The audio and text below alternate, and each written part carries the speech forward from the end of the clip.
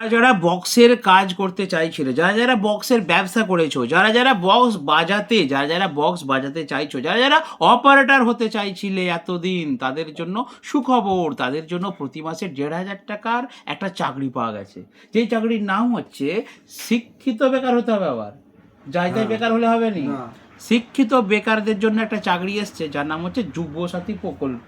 শুনছি নাকি মেয়েরাও লাইন দিচ্ছে, বুঝলে ছোটদা? শুনছি মেয়েরা, আজকে আমি গেছিলাম কিশোরপুরে, আমাকে মেয়েগুলো বলছে যে দাদা আমরা আবেদন করতে পারবো তো? আমি বলছি না, ওখানে তো কোথাও আমি দেখলাম যুবসাথী প্রকল্প কোথাও বলা হয়নি যে শুধুমাত্র ছেলেদের জন্য, তোমরাও আবেদন করে দাও।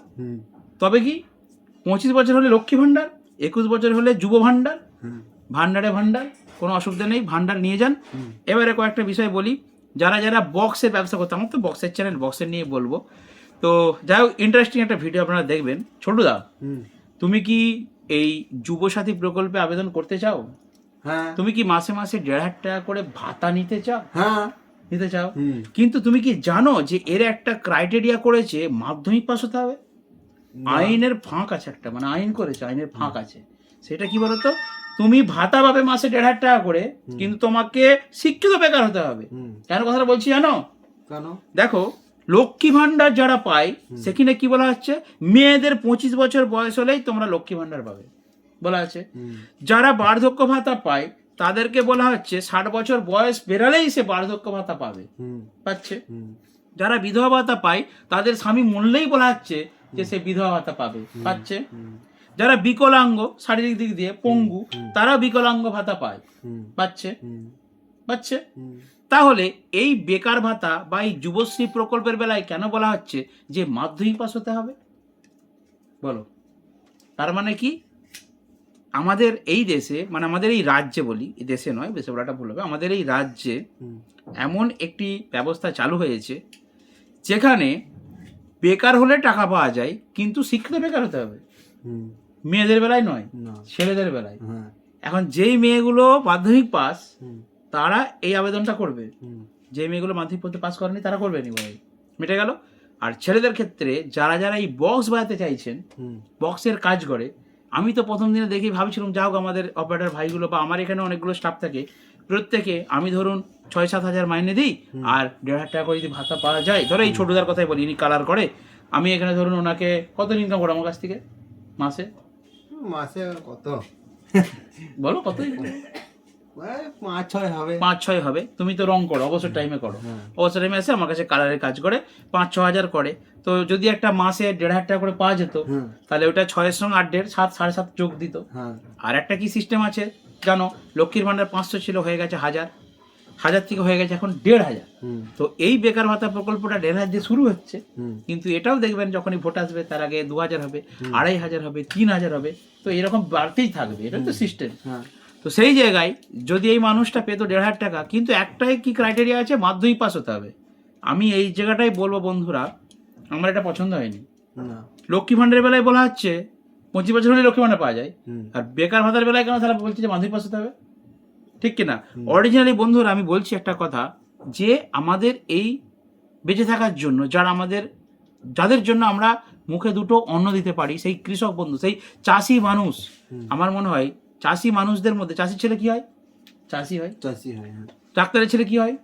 ডাক্তার হয়, বা হওয়ার চেষ্টা করে। মাস্টারের ছেলেটা মাস্টার হয়, এটা একটা রীতিগত কথা। তো সেই হিসেবে ক্যালকুলেশন যদি করি, দেখবেন যারা মধ্যবিত্ত ফ্যামিলি আছে তারাই কিন্তু ছেলেমেয়েদেরকে অন্তত মাধ্যমিকটা পাস করিয়েছে।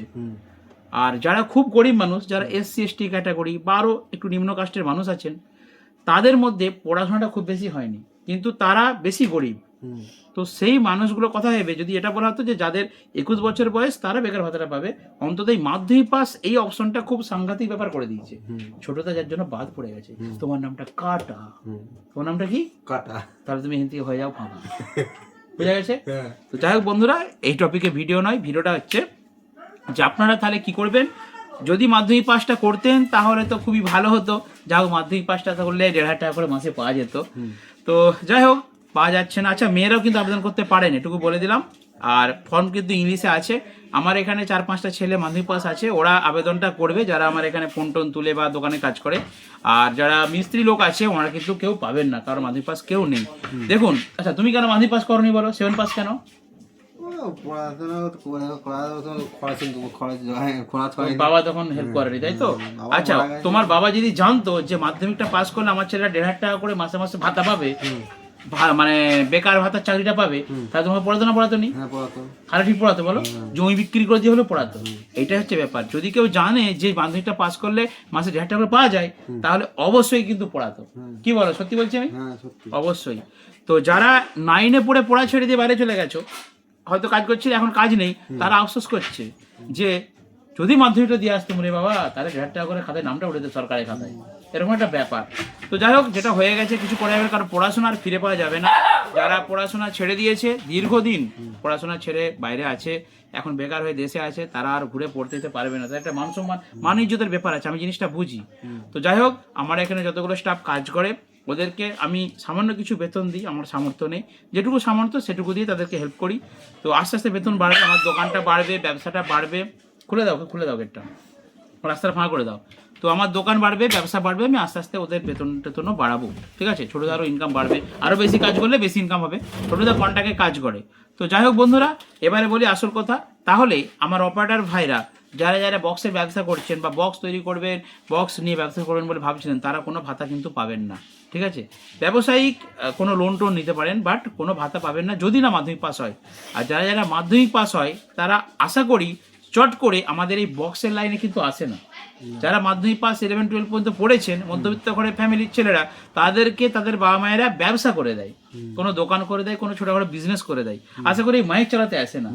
তো খুব যারা খেটে খাওয়া মানুষ, যারা হ্যাঁ, এবারে বলবেন যারা বড়, তারা তো বড় সেট আপ করছে, আমি স্টাফেদের কথা বলছি। স্টাফ যারা অপারেটর, তাদের কথা আমি বলছি। তো যাই হোক, কিছু করার নেই। যারা মাধ্যমিক পাস আছেন তারা আবেদন করুন, আর যারা মাধ্যমিক পাস নেই তারা পাবেন না। 1 নম্বর অপশনেই কাটা পড়ে গেল। তো যাই হোক, এবারে বলি তাহলে কি করবেন এই অবস্থায়? সরকারি একটা প্রকল্পের টাকাও তো পাওয়া গেল না। তারা এই অবস্থায় কি করবেন? ভালো অপারেটর যদি হতে পারেন, বড় সেটআপের সাথে যদি কাজ করতে পারেন, ভালো টাকা উপার্জন আছে। বড় বড় মালিকরা যারা সোনা কাজ করতো, সোনার দাম বেড়েছে বলে তারা দেশে এসেছে, অনেকেই কিন্তু সেটআপ বানাচ্ছে। আপনারাও যদি একটু পয়সা থাকে, আপনারাও সেটআপ বানান, সেটআপের বিজনেস তৈরি করুন। শুধু কম্পিটিশনের সেটআপ নয়, প্রোগ্রামের সেটআপ তৈরি করুন, বিভিন্ন ফিল্ডে অনুষ্ঠানের সেটআপ তৈরি করুন। সেটআপ তৈরি করে আপনারা অনেক ছেলেদেরকে কাজে নিন। আপনারা ভাবুন, যারা যারা মাধ্যমিক পাস করেনি, সেই সমস্ত ছেলেরা আজকে সরকারি প্রকল্পের 1,500 টাকাটা পর্যন্ত পাবে না, তারা বাদ হয়ে গেল, বঞ্চিত হয়ে গেল, তাই তো? লক্ষ্মী বোনের বেলায় বলেনি যে মাধ্যমিক পাস হতে হবে, বার্ধক্য ভাতার বেলায় বলেনি যে মাধ্যমিক পাস হতে হবে, বলেছে? বিধবা ভাতার বেলায় বলেনি মাধ্যমিক পাস হতে হবে। শুধু বেকার ছেলেদের যখন পয়সা দিতে হবে, তখন একটা অপশন জুড়ে দিয়েছে মাধ্যমিক পাস হতে হবে। তাহলে কিছু করার নেই। অ্যাকচুয়ালি গরিব মানুষ যারা চাষি, আমার মনে হয় এই যে চাষিবাসী মানুষ যাদের জন্য আমরা খেতে পাচ্ছি, এদের কথাটা ভাবা উচিত ছিল। যা কিছু করার নেই, যেটা গভর্নমেন্টের নিয়ম তারা সেটা করবে, আমাদের তো এই বিষয়ে কিছু করার নেই। তো যাই হোক, তো যেটা বলছিলাম, আপনারা যাদের একটু আর্থিক আছে, মানে সুবিধা আছে, যারা একটু আর্থিক দিক দিয়ে একটু এগিয়ে আছেন, তারা দয়া করে বক্সের ব্যবসা শুরু করুন। যেটুকু পারবেন সেটুকুই শুরু করুন, কারণ আমরা সাউন্ড সিস্টেমে কাজ করি। এই কাজ ছোট নয়, এই কাজ খারাপ নয়।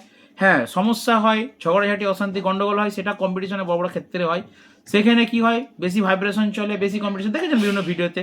তো সেই সব জায়গা থেকে যদি সেই জায়গায় না যেতে চান, রিস্ক না নিতে চান, তাহলে ছোট বা মিডিয়াম করে একটা সেটআপ বানিয়ে আপনারা বিয়ে বাড়ি, অনুষ্ঠান বাড়ি, অন্নপ্রাশন বাড়ি বা প্যান্ডেল ব্যবসা, ভালো ডেকোরেটিং ব্যবসা করতে পারেন। তার সাথে সাউন্ড সিস্টেমের ব্যবসা করুন। আমাদের দোকানে আসুন, আমরা আপনাদেরকে অল্প বাজেটের মধ্যে সুন্দর একটি সাউন্ড সিস্টেমের প্রকল্প দেব এবং সেই পরিকল্পনা মতো আপনারা যদি করেন, আপনারা কিছু টাকা উপার্জন করতে পারবেন। এবং দেখলেন তো, মাধ্যমিক পাস না করলে 2 টাকাও পাবে না সরকারের কাছে, 2 ভাতাও পাবে না। তো যাই হোক, সেই জন্য অপারেটরের কাজটাও শিখতে পারেন। আর একই কথা আবার বলছি, যাদের একটু সামর্থ্য আছে তারা সেটআপ বানিয়ে ব্যবসা শুরু করুন। এবং কিছু ভাইদেরই বলবো, কিছু ছেলেদেরকে আপনারা অন্তত কাজ দিন, কারণ বর্তমানে কর্মসংস্থান নেই, আর হবেও না। যতদিন এই আছে, বুঝতে পারছেন তো, এই আছে ততদিন কিন্তু আমাদের এইভাবেই থাকতে হবে। আবার হয়তো একটা কোনো ভাতা বাড়বে, ঠিক আছে? দেশে ইন্ডাস্ট্রি হবে না, শিক্ষা যত কিছু হবে না। তো সেই জন্যই আমিও ব্যবসা শুরু করে দিয়েছি, যে ভাবলাম যে এইভাবে কিছু হবে না লাইফে, ব্যবসা বক্সে শুরু করেছি। এবং আপনারাও শুরু করুন, আসুন, ছোট ছোট সেটআপ তৈরি করুন, আমাদের ছোটদা বক্সের রং করে দিবে, ছোটদারও ইনকাম বাড়বে, আপনাদেরও ইনকাম বাড়বে, তাই তো? বন্ধুরা বস বানালে তবে তো ইনকাম বাড়বে, হ্যাঁ তবে তো আপনাদের চলবে, আর আমাদের ছোটদেরও ইনকাম বাড়বে। হ্যাঁ। তো চলুন আজকে ছোট্ট একটা ব্লগ ভিডিও আমরা সমাপ্ত করলাম, দেখাবেন এই ভিডিওতে। বন্ধুরা ভালো থাকবেন, সুস্থ থাকবেন, আর কি কথাগুলো বললাম বা কি বললাম, কেমন হয়েছে ভিডিওটা অবশ্যই কমেন্ট করে জানাবেন, আমি রিয়েলটা সত্যিটা বললাম কি না।